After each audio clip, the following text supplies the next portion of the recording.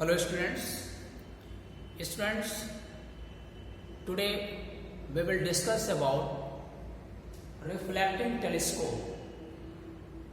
As we know that we are discussing about, our discussion is going on for optical instruments. I have already discussed about compound microscope and astronomical telescope, that is refracting telescope. Now we will discuss about third optical instruments, that is reflecting telescope. Student, we will talk about reflecting telescope. Before this, I will tell something about refracting telescope, that is astronomical telescope. In refracting telescope, we have used objective lens of long aperture and long focal length.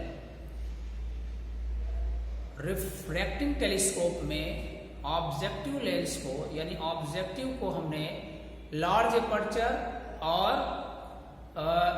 Large focal length का लिया था, ठीक। Now we have to form a bright image, ठीक है। Bright image को form करने के लिए क्या करना पड़ता है? To obtain bright image we have to take objective of long aperture and large focal length. किसी डिस्टेंट ऑब्जेक्ट का ब्राइट इमेज बनाने के लिए हमें ऑब्जेक्टिव लेंस का यानी ऑब्जेक्टिव का जो फोकल लेंथ और एपर्चर लेना है वो काफी लार्ज होना चाहिए, but it is very difficult to manufacture such type of lens. Means I am saying that the manufacturing of objective of large aperture and large focal length is very difficult and it's very costly. So we can form bright image with the help of a reflecting telescope if we remove objective lens by a concave mirror of large aperture and large focal length।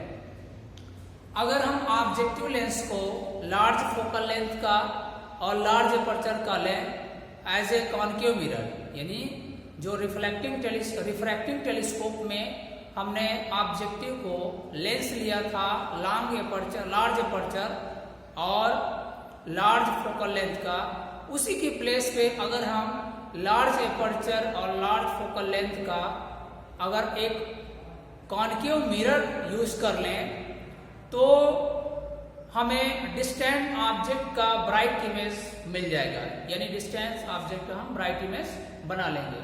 तो reflecting telescope में वही किया जाता है।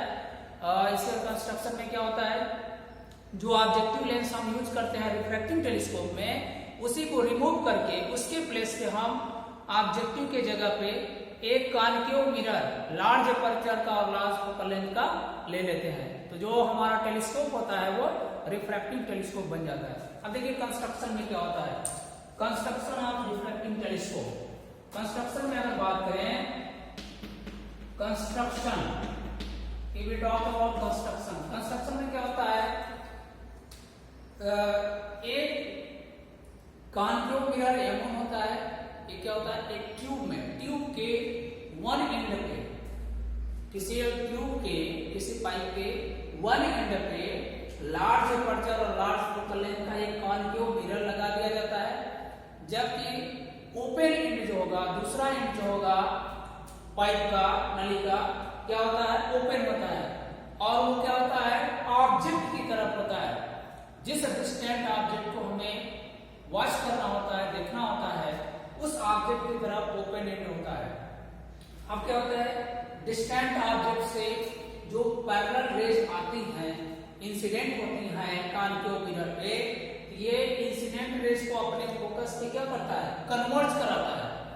लेकिन converge कराने से पहले इसके प्रिंसिपल है, इस कॉन्केव मिरर के प्रिंसिपल एक्सिस पर पाइप के अंदर एक प्लेन मिरर M2 लगा होता है। कितने डिग्री पे? 45 डिग्री पर, यानी प्रिंसिपल एक्सिस पर 45 डिग्री एंगल पर एक प्लेन मिरर M2 लगा होता है, जो इस ऑब्जेक्टिव से के फोकल लेंथ से थोड़ा पहले ही होता है। ठीक है, अब क्या होता है, जो पैरेलल इंसिडेंट रेज आ रही है रिफ्लेक्शन के बाद, ऑब्जेक्टिव द्वारा रिफ्लेक्शन के बाद क्या होती है, इस प्लेन मिरर पे इंसिडेंट होती हैं, और प्लेन मिरर पे इंसिडेंट होने के बाद क्या होती हैं, ये रिफ्लेक्ट होती हैं। रिफ्लेक्ट के बाद एक जगह करेंगे, वहां पे क्या होता है, इमेज बनेगा। इस डिस्टेंट ऑब्जेक्ट का इमेज इन्वर्टेड होगा, रियल होगा और स्मॉल होगा, ये इमेज बनेगा।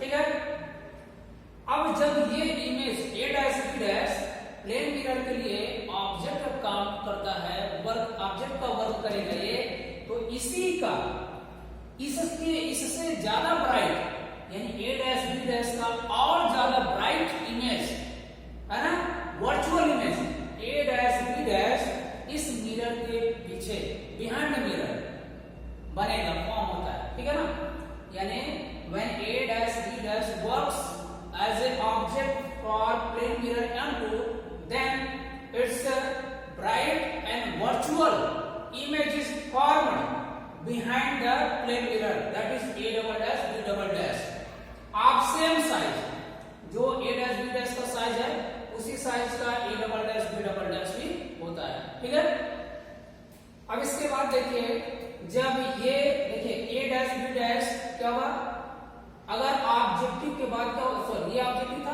अब यहाँ देखिए एक दूसरा लेंस लगा होता है साइड में, देखिए जैसे एक पाइप है ना, यहाँ पर अगर ऑब्जेक्टिव लगा है मिरर के तौर पे, तो क्या होगा, एक साइड में दूसरा नली होता है, साइड में दूसरा ट्यूब होता है, उसमें क्या होता है, उसमें आई पीस लगा होता है, आई के पास में क्या होता है, आई पीस लगा होता है। देखिए ये आई पीस, ये ऑब्जेक्टिव तो एक नली ऐसे लगी रहती है, एक साइड पे क्या होगा, अगर हम डॉटेड से ऐसे दिखा दें, ऐसे डॉटेड से एक नली में ये होगा, और दूसरी साइड में दूसरी एक नली ऐसे होगी, दूसरी नली, उस नली में क्या होगा, ये आई पीस लगा होगा, और यहाँ बगल में आई होगा, उससे हम वॉच करते हैं। तो जो A dash B dash image बना है प्लेन मिरर के द्वारा, यह आई पीस जो है इसका इमेज इंफिनिटी पे बनाता है। ठीक है ना, इंफिनिटी पे बनाएगा, ब्राइट इमेज इंफिनिटी पे बनाएगा। ये था रे डायग्राम और कंस्ट्रक्शन। ठीक है ना, बस एक चीज जानिए स्टूडेंट, रिफ्लेक्टिंग टेलीस्कोप में हम थोड़ी सी चेंजिंग करते हैं। रिफ्रैक्टिंग टेलीस्कोप यानी एस्ट्रोनॉमिकल टेलीस्कोप में जहां ऑब्जेक्टिव हमने लार्ज एपर्चर और लार्ज फोकल लेंथ का एक कॉन्वेक्स लेंस रखा था, लिया था, उसी ऑब्जेक्टिव को रिमूव करके वहां कॉन्वेक्स लेंस के प्लेस पे हमने एक लार्ज एपर्चर और लार्ज फोकल लेंथ का कॉन्केव मिरर यूज कर लिया है। उसके बाद जो भी ऑब्जेक्ट को देखना है इसमें, वहां से रेज इंसिडेंट होगी इस पे, बाकी जो है रे डायग्राम जैसा हमने समझाया है उस तरीके से ब्राइट इमेज फॉर्म होता है। ठीक है, अब आते हैं मैग्नीफाइंग पावर के लिए डिस्कस करने। ठीक है, मैग्नीफाइंग पावर इसका फाइंड आउट करेंगे। Magnifying power, magnifying power, magnifying power अगर फाइंड आउट किया जाए तो क्या होगा, देखिए जो रिफ्लेक्टिंग टेलीस्कोप के लिए हम मैग्नीफाइंग पावर फाइंड आउट करेंगे सेम मिलेगा एज रिफ्रैक्टिंग टेलीस्कोप, वही फार्मूला यहाँ पे भी आएगा। तो देखिए रिफ्रैक्टिंग टेलीस्कोप के लिए magnifying power, we know that n is equal to beta upon alpha, where beta is visual angle by optical instrument, ठीक है, and alpha is visual angle by watching the object only eye, ठीक है, केवल आई द्वारा। when we watch object with our eye without the help of any optical instrument, then visual angle is alpha, and when with the help of optical instrument we are watching the object, then the visual angle is beta, and beta upon alpha is magnifying power of optical instrument। Now from figure, if we find the value of alpha and beta, since क्या होगा, since alpha and beta are so small, therefore क्या हो जाएगा, alpha will be equal to tan alpha and beta will be equal to tan beta.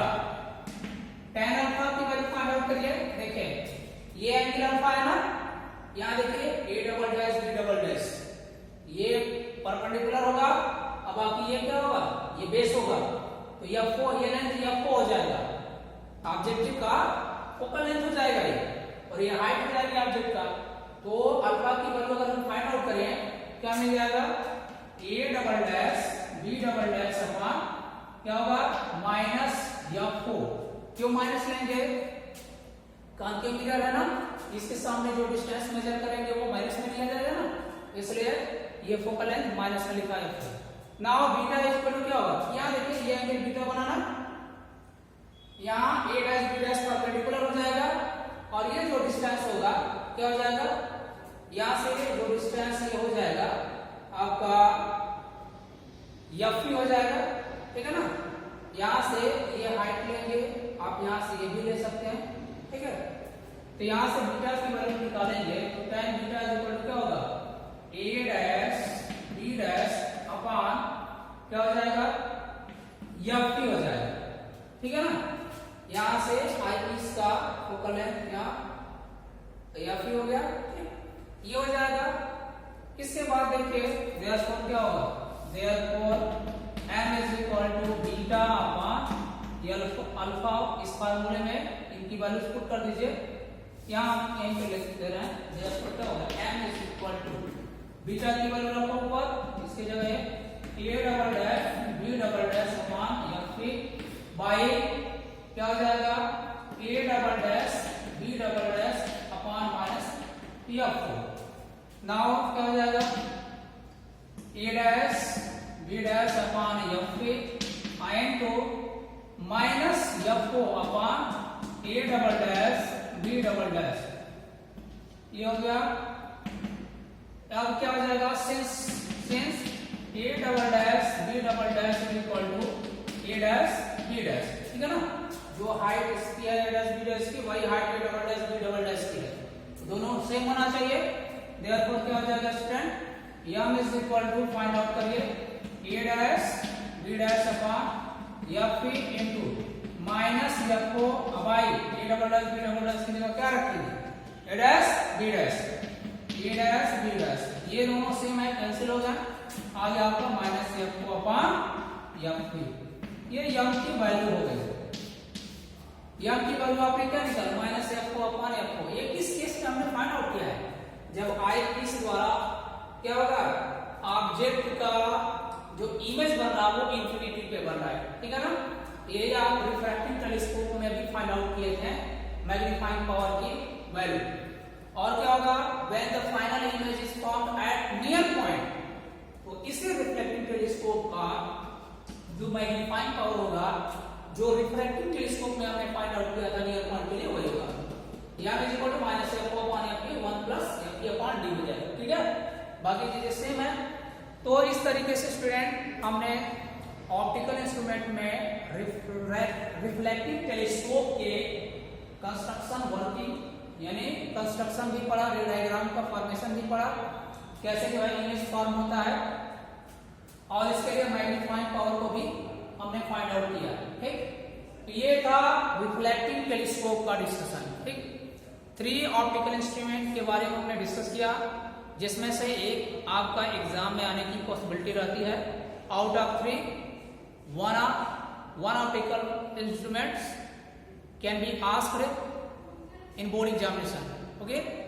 तो ये तीनों important है, इसका जो है डिस्क्रिप्शन और इस पे बेस्ड न्यूमेरिकल बेसिकली आपको मिलेंगे एस्ट्रोनॉमिकल टेलीस्कोप पर और कंपाउंड माइक्रोस्कोप पर, ठीक है। रिफ्लेक्टिंग टेलीस्कोप का ज्यादातर क्या होता है, डिस्क्राइब करने के लिए ही आता है, ओके स्टूडेंट। तो आज के लेक्चर में हमने ये डिस्कस किया, बाकी हम नेक्स्ट लेक्चर पर डिस्कस करेंगे, ओके।